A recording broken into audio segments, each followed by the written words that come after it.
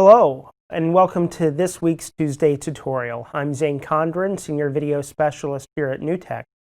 And today I'm going to be showing you how to use MediaDS to stream internally on your own corporate network. So normally when you decide you want to stream, you have to go out and pick a content delivery network, such as Ustream, YouTube, Twitch, any number of social media streaming sites. And when you're producing a stream that you want people on your own network to watch, that means when you use a CDN, that when they decide to view the stream, they're pulling down an individual copy for every unique device that they're watching the stream on, which is going to quickly overwhelm your internet connection because you're pulling down individual streams for every user. With Newtek Media DS and the power of the Wowza streaming engine built in on every Media DS, you can keep your entire productions local to your own corporate network and not run into those same bandwidth limitations. Not only that, the signal never leaves your facility, so as far as security concerns go, if your own network is buttoned down, you really don't have to worry about it being available on the public internet. Let me show you how to set up internal streaming.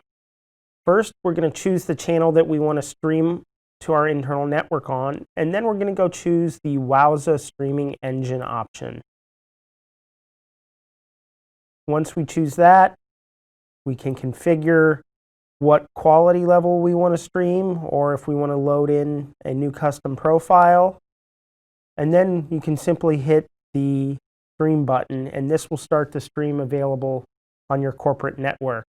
Now, typically, if you use a CDN, they provide an embed code for you to be able to host the player within a web page. MediaDS offers that as well. You can simply click the gear up here and choose Edit MediaDS Web Pages. You'll see all 4 channels of your MediaDS here, and I happen to be streaming the squash tournament on channel 3. So I can go over here, change the page name, change the title, add a description of the content I'm streaming, as well as get the page URL, embed code, and also copy the URL to your clipboard. Now, what's really powerful about this is a unique function of MediaDS.